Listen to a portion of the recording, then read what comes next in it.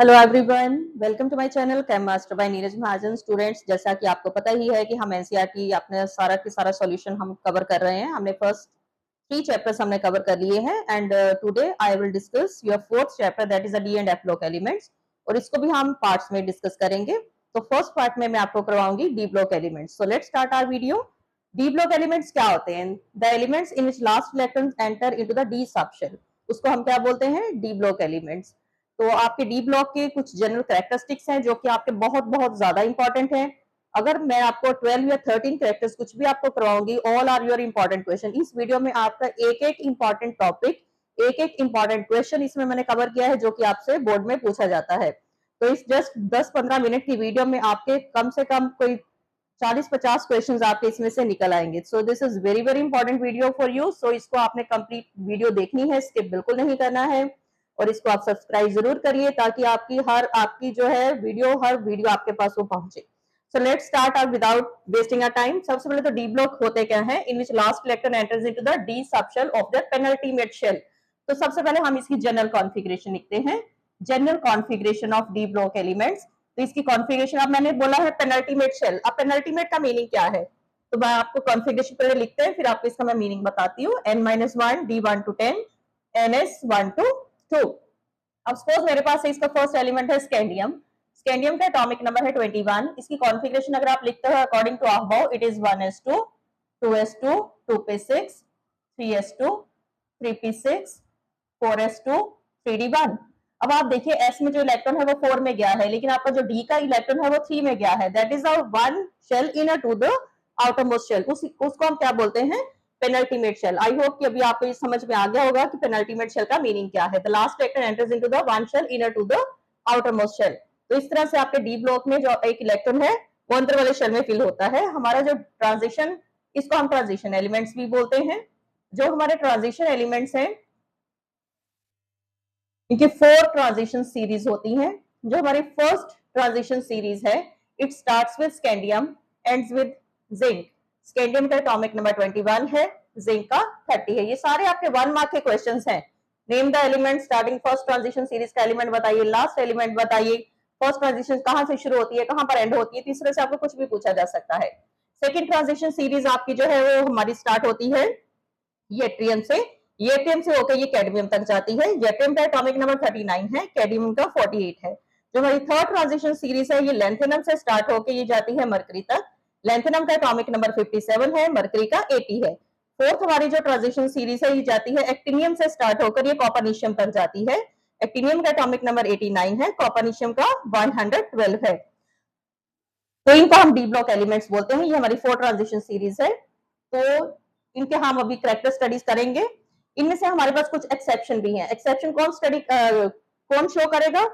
जिनमें हमारा D subshell fully filled होगा, उसके कैरेक्टर्स जो है बाकी एलिमेंट से अलग रहेंगे। तो ऑब्वियसली कौन शो करेगा? Zinc, cadmium and mercury. इनमें हमारे रेडियो एक्टिव कैरेक्टर आ जाते हैं फोर्थ ट्रांजिशन सीरीज में। तो जिंक, कैडमियम एंड मरकरी के जो कैरेक्टर हैं वो हमारे बाकी ट्रांजिशन एलिमेंट्स के कैरेक्टर से काफी ज्यादा डिफरेंट होते हैं, बिकॉज यहाँ पर हमारा जो D10 है ये फुली फिल्ड हो जाता है। क्लियर? इसमें 3D10 आ जाता है। सो इनके कैरेक्टर्स जो है वो फुली फिल्ड, इसमें 3D10 आ गया, इसमें 4D10 आ गया, इसमें 5D10 आ गया। तो जैसे जैसे आप नीचे जाओगे एक एक शेल की एडिशन होती है ना। सो ये थी हमारी इंट्रोडक्शन ऑफ ट्रांजिशन एलिमेंट, जिसमें हमने 4 ट्रांजिशन सीरीज की डिस्कशन करी है। Next, now we'll discuss the general characteristics of your transition series. तो इसमें मैं आपको फर्स्ट ट्रांजिशन सीरीज के मोस्टली एग्जांपल लेके बताऊंगी, क्योंकि एग्जाम में इन्हीं में से ज्यादातर पूछा जाता है। तो हमारा फर्स्ट जो कैरेक्टर है that is the atomic radii. अब आपको पता है कि जैसे जैसे आप पीरियड में मूव करते हो, हमने बहुत सारे चैप्टर्स में ऑलरेडी पढ़े हैं।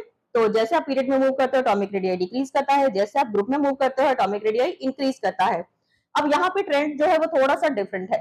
तो अब इसमें हमारा ट्रेंड क्या है? फर्स्ट हमारा जो कैरेक्टर है will discuss atomic radii. Almost इसके 13-14 कैरेक्टर्स हैं और ये सारे के सारे आपके क्वेश्चन हैं। अब इसमें क्या है कि जैसे जैसे आप पीरियड में मूव करते हो, फर्स्ट एटॉमिक रेडियाई आपका डिक्रीज करता है। ये आपके बहुत अच्छे नोट्स हैं, इनको आप बहुत अच्छी तरह से लिखना। फर्स्ट डिक्रीज करता है टिल द मिडल तक आप जाते हो, फिर उसके बाद ये इंक्रीज होना शुरू हो जाता है। ठीक है? और आप कहां तक इंक्रीज करता है? Towards the end of your periodic of your period. अब रीजन क्या है? It is due to increase effective nuclear charge. Due to increased effective nuclear charge.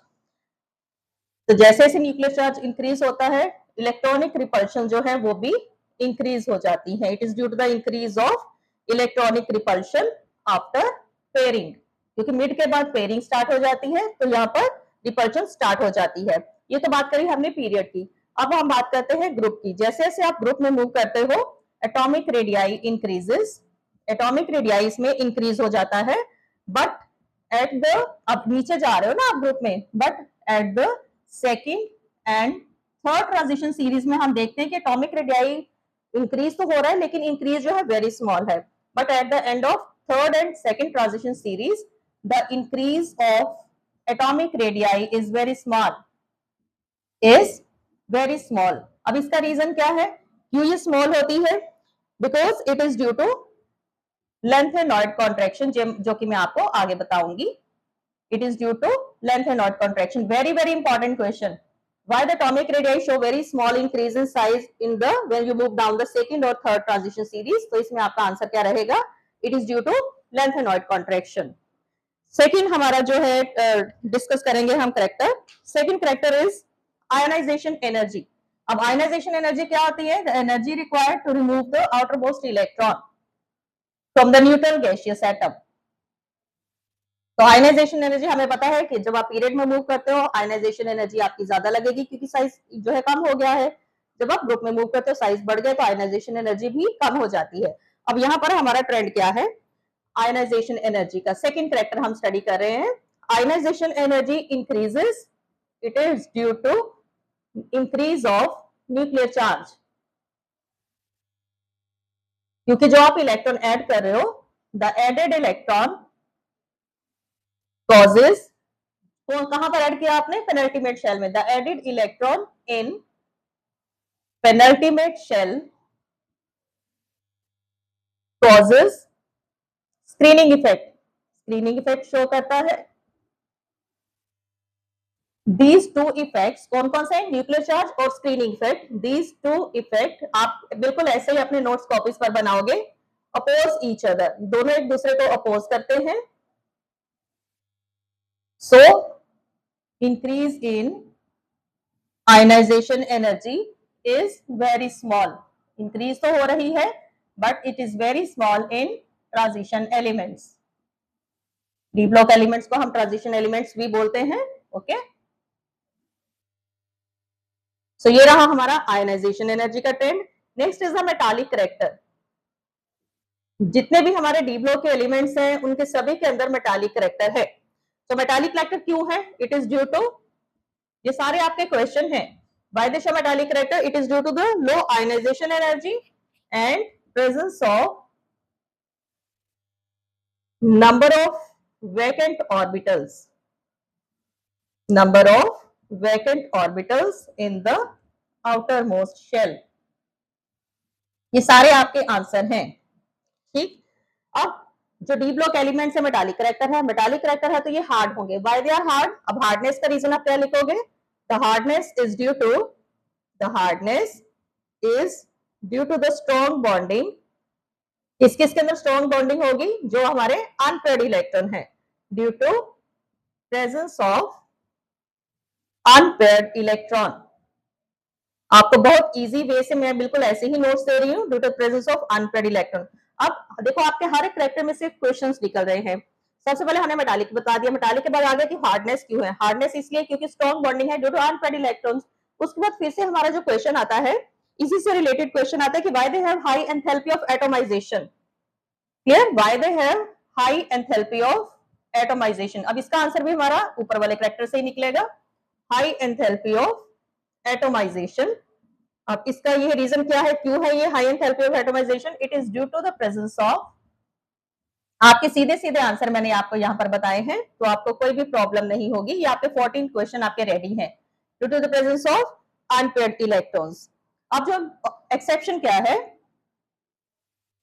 बाकी सारे हार्ड हैं, हाई मेल्टिंग बॉइलिंग पॉइंट है, बट हमारे जो zinc, cadmium and mercury, they are soft, they have low melting and boiling point, उनके energy of atomization जो है वो कम होती है। सो आंसर क्या होगा?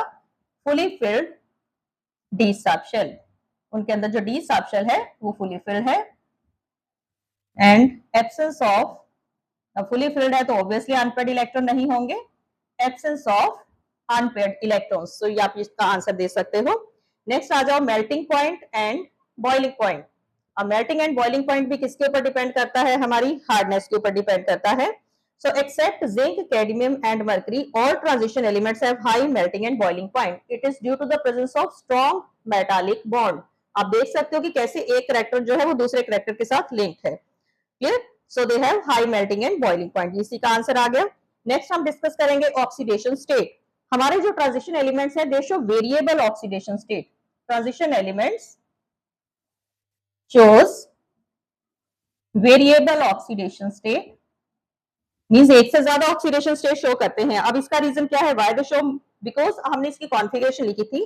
अब इसका आंसर क्या लिखोगे आप, इसका due to the participation of, due to participation of n-1d electron as well as ns electron. जब दोनों ही तरह के ns इलेक्ट्रॉन भी पार्टिसिपेट करते हैं और d के भी इलेक्ट्रॉन पार्टिसिपेट करते हैं, तो इसीलिए इनकी जो है वेरिएबल ऑक्सीडेशन स्टेट होती है। और क्यों पार्टिसिपेट कैसे करते हैं, बिकॉज इन दोनों की जो एनर्जी है n-1d की और ns की एनर्जी जो है कंपैरेबल होती है। So they can get excited and then show variable oxidation state. So हमारी जो फर्स्ट ट्रांजिशन सीरीज की अगर हम बात करें, स्कैंडियम से लेके जिंक तक की जो हमारी है, इस सीरीज में कॉमन ऑक्सीडेशन स्टेट जो है वो क्या है, ये आपका 1 मार्क का क्वेश्चन। आपको इस वीडियो में मैं बिल्कुल सारे के सारे टिप्स दे रही हूँ, सारे इंपॉर्टेंट क्वेश्चंस भी बता रही हूँ जो जो बोर्ड्स में पूछे जाते हैं। सो कॉमन ऑक्सीडेशन स्टेट आपकी फर्स्ट ट्रांजिशन सीरीज में क्या है, +1।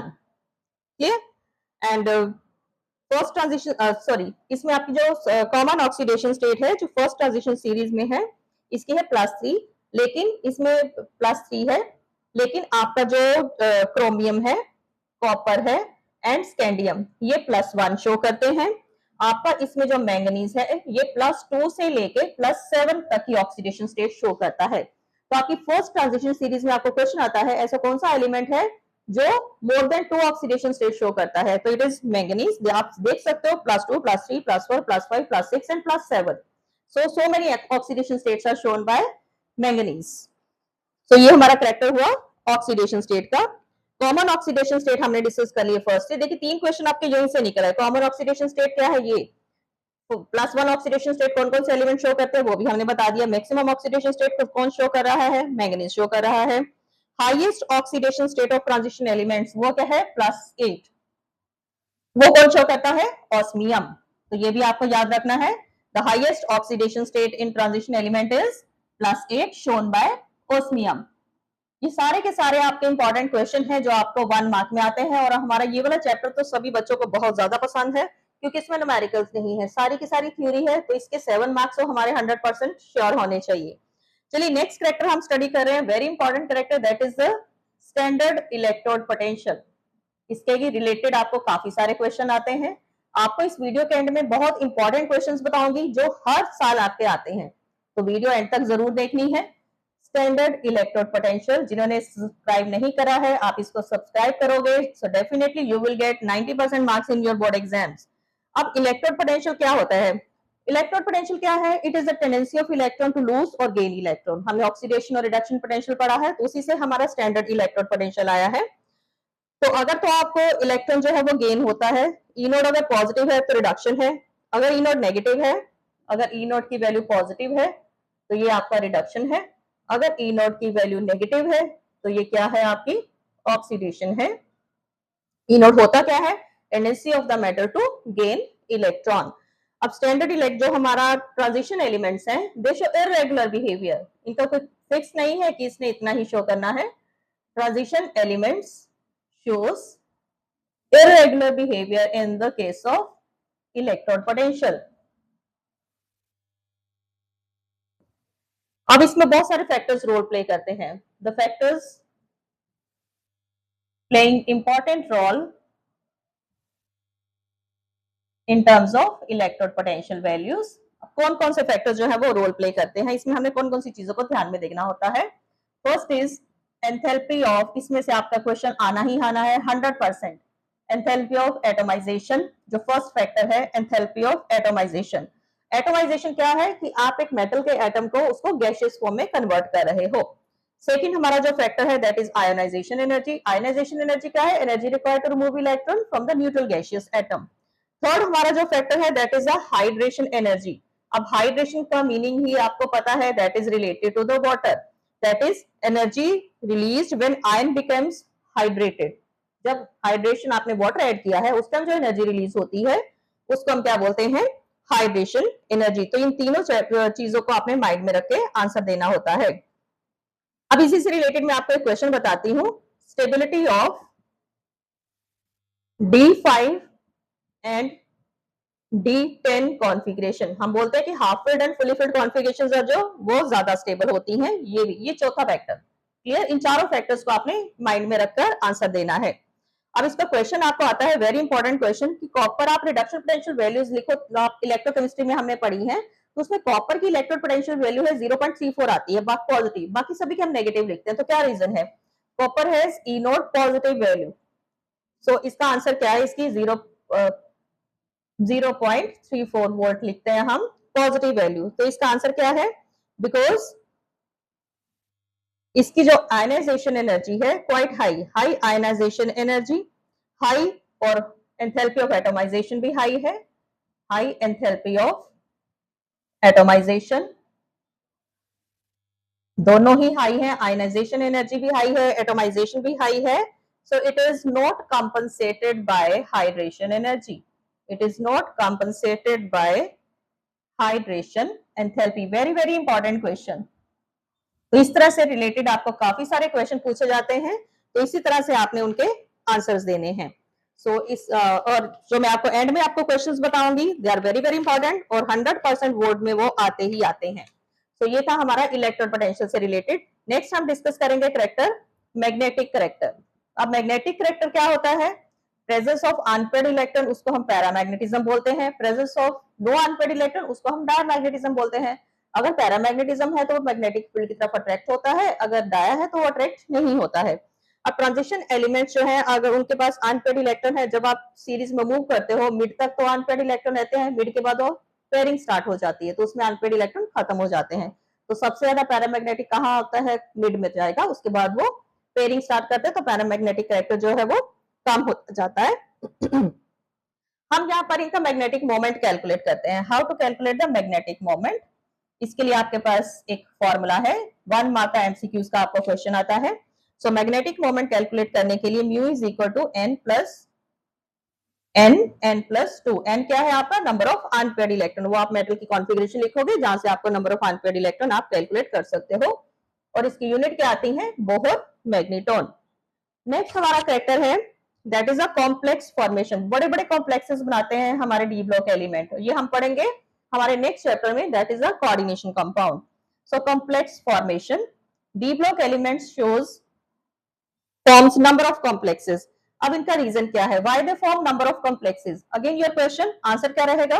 Why they form number of complexes, reason क्या है? First small size, second small size है, हाई इनकी जो है small size of the atom, and second high nuclear charge, high nuclear charge. ये सारे के सारे आप लिखोगे तभी आपको ये 1 मार्क के क्वेश्चन है। Availability of vacant D orbital, D orbitals available हैं जो कि लाइगेंड को एडजस्ट करते हैं। Then availability of D orbitals and provide suitable place और लाइगेंड, लाइगेंड को एडजस्ट करने में हेल्प करते हैं, क्योंकि अनपेयर्ड इलेक्ट्रॉन है तो बॉन्डिंग करेंगे वो लाइगेंड के साथ करेंगे। So these are the reason for their complex formation. Next very important character is catalyst. अब कैटलिस्ट क्या होता है? कैसा सब्सटेंस जो हमारे रिएक्शन की स्पीड को इंक्रीज करता है without participating in the reaction. तो आप अपने केमिस्ट्री में जितने भी आप रिएक्शन देखो तो उसमें सारे के सारे कैटलिस्ट कहां से निकलते हैं? डी ब्लॉक में से निकलते हैं। अब क्या रीजन है कि हमारी केमिस्ट्री इतनी वास्ट है और उसमें सारे के सारे कैटलिस्ट डी ब्लॉक में से निकल रहे हैं? So what is the reason? Catalysis, catalytic property, D block elements की कैटालिटिक प्रॉपर्टी इतनी ज्यादा क्यों है? Now what is the answer? ये सारे आपके क्वेश्चन हैं। अब आंसर क्या लिखोगे? why they have show, why show high catalytic property? Answer is it is due to their tendency to form reaction intermediate, due to their tendency to form reaction intermediate. अब जो reaction intermediate है वो क्या करेंगे? Reaction intermediate they lower the activation energy. ये reaction intermediate जैसे बन गया, दे लोअर द एक्टिवेशन एनर्जी। तो जब एक्टिवेशन एनर्जी लो हो गई and increases the rate of reaction, तो इस तरह से जो है रेट ऑफ रिएक्शन कैटालिस्ट जो है वो इंक्रीज करते हैं। और ये सारी की सारी प्रॉपर्टी किसमें है? सिर्फ डी ब्लॉक की है। अब डी ब्लॉक में ये प्रॉपर्टी क्यों है? Why they form reaction intermediate? Again it is due to their property of showing variable oxidation state. Clear? ये हमारा हुआ नेक्स्ट क्वेश्चन। नेक्स्ट हमारा क्वेश्चन है वन मोर रीजन। सबसे पहले हमने बोला कि वो रिएक्शन इंटरमीडिएट बनाते हैं, first reason. Second, they have variable oxidation state. Third, हम इसका रीजन क्या दे सकते हैं? इसके भी आपके 3 रीजन आ गए हैं। थर्ड रीजन आप क्या दे सकते हो? They provide large surface area. They provide, क्योंकि जितने ज्यादा सरफेस एरिया होगा उतना ज्यादा रिएक्टेंट आपका कंज्यूम होगा और उतना ही ज्यादा आपका प्रोडक्ट बनेगा। They provide large surface area for the reactant. तो जितने रिएक्टेंट आपके कंज्यूम होंगे उतना ज्यादा आपका रेट ऑफ रिएक्शन होगा, increases the rate of reaction. Next हमारा करेक्टर है कलर फॉर्मेशन। जितने भी आपके डी ब्लॉक के आप लैब में एक्सपेरिमेंट्स करते हो, प्रैक्टिकल करते हो, सॉल्ट एनालिसिस करते हो, जितने भी आपके डी ब्लॉक एलिमेंट्स हैं almost they are colour. Now why they show colour? It is due to D transition, क्योंकि जी हमारे डी के 5 ऑर्बिटल्स हैं। जैसे ही एक लाइगेंड मेटल को अप्रोच करता है, ये जो डी और 5 हैं ये स्प्लिट हो जाते हैं। ये 5 में से 2 ऊपर चले जाते हैं, 3 नीचे रह जाते हैं। ये हम नेक्स्ट चैप्टर में वैसे डिस्कस करेंगे। अब डी ट्रांजिशन की बात आई तो हमें बताना पड़ेगा कि 5 इनमें अंदर इलेक्ट्रॉन्स हैं। जब कोई एक लाइगेंड ने मेटल को अप्रोच करा, लाइगेंड क्या होता है कि जिसने मेटल के साथ बॉन्डिंग करनी है, ठीक है, वो नेगेटिव भी हो सकता है, पॉजिटिव भी हो सकता है, न्यूट्रल भी हो सकता है। तो जैसे ही एक लाइगेंड मेटल के पास आया, ये स्प्लिट हो गए, 3 नीचे रह गए हैं, 2 ऊपर चले गए हैं। अब इनकी आपस में इंटरचेंज होगा डिपेंडिंग अपॉन देयर कि हर एक के अंदर कितनी एनर्जी है। तो वो एनर्जी एब्जॉर्ब करके ऊपर जाएंगे, ऊपर वाले नीचे आएंगे। तो जैसे वो ऊपर नीचे शिफ्ट होते हैं, इस चीज को हम क्या बोलते हैं? D transition. और जब वो ऊपर नीचे एक्साइट होते हैं, then they come back, they emit energy in the form of radiation, और इसकी वजह से वो कलर प्रोड्यूस करते हैं। तो आपने भी बिल्कुल ऐसे ही बताना है। इसी चीज को हम क्या बोलते हैं? D transition. नेक्स्ट हमारा कैरेक्टर है एलॉय फॉर्मेशन। जितने भी आपके एलॉयज हैं ऑलमोस्ट सारे के सारे आपके डी ब्लॉक में हैं। एलॉयज होते क्या है? These are the homogeneous mixture of 2 or more metals. तो यहाँ पर आपके एलॉयज बन रहे हैं। एलॉयज ट्रांजिशन एलिमेंट्स में बनते हैं। मोस्टली एलॉयज क्यों बनते हैं? बिकॉज जितने भी ट्रांजिशन एलिमेंट्स हैं इनका रेडियाई सेम होता है। They are almost of same radii, so they can easily fit into other metals. एक मेटल के एटम दूसरी मेटल के अंदर इजिली फिट हो जाते हैं, एलॉयज बनाते हैं। फॉर एग्जांपल हमारे एलॉयज हैं ब्रॉन्ज, ब्रास, स्टील, काफी सारे एलॉयज हैं हमारे पास। नेक्स्ट हमारा जो कैरेक्टर है that is interstitial compound formation. D block elements interstitial compounds बनाते हैं। अब इंटरस्टिशियल कंपाउंड्स क्या है? सपोज आपके पास ये एक क्रिस्टल लैटिस है, इसके अंदर एक मेटल के बहुत सारे एटम्स हैं। ये मेटल के एटम्स इस तरह से अरेंज हैं। आपको इनके अंदर कुछ खाली जगह नजर आ रही होगी। ये खाली जगह को हम क्या बोलते हैं? वॉइड्स। जैसे ये गैप्स हैं, इन गैप्स को हम क्या बोलते हैं? वॉइड्स, दैट इज खाली स्पेसेस। तो मेटल जो डी ब्लॉक एलिमेंट्स हैं, due to their small size they get fit into these voids. इस चीज को हम क्या बोलते हैं? Interstitial voids. और जब वो ऐसा करते हैं तो मेटल के अंदर डिफेक्ट अराइज हो जाता है। सो ये डी ब्लॉक एलिमेंट्स के ही कैरेक्टर हैं। They can fit into the interstitial compounds due to defect. कौन कौन से जो है वो फिट होते हैं? वो हमारी जो है इट इज ये एक वास्ट टॉपिक है, ये हमारे सिलेबस में नहीं है। Solid chapter that is not included in your +2। So interstitial compound formation में कौन से एलिमेंट्स अलाउड है? That is the D block element. अब मैं आपको कुछ 4-5 क्वेश्चंस बताऊंगी जो आपके प्रैक्टिस क्वेश्चन हैं, जो आपने हर हाल में वो आपने सॉल्व करने हैं। उनके आंसर्स आपको पता होने चाहिए।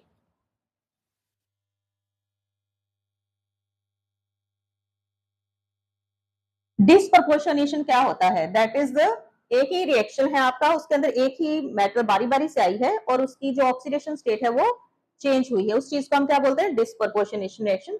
और मेरा जो क्वेश्चन है वो उसी से रिलेटेड है। So your first question is what is meant by. अगर आपको इनके क्वेश्चंस के आंसर में कुछ डाउट लग रहा है, कुछ नहीं समझ में, आप मुझे मैसेज करिए। What is meant by disproportionation of oxidation state? Give one example. Second question, why do transition elements have high enthalpy of atomization? High enthalpy of atomization. Next question is why Mn2 positive compounds more stable than Fe2 positive towards +3 oxidation states. Why Mn2 positive compounds are more stable than Fe2 positive towards +3 oxidation state? E0 value for copper is positive. Why? So try to answer these questions and hope you will get the answer of these questions. So this is all about your D block elements. I hope this video is very fruitful for you. So watch, share and subscribe this video. Watch till end ताकि आपको ये सारी की सारी important चीज आपको पता चल जाए. I am uploading the videos of your class 12th chemistry of each topic of your NCERT. So on the Friday and on Sunday. So keep on watching, and I am also uploading the shorts of your NCERT exemplar as well as NCERT numericals of your NCERT syllabus. So your class 12 chemistry. So follow my channel to get all these your important tips and questions for your board exam.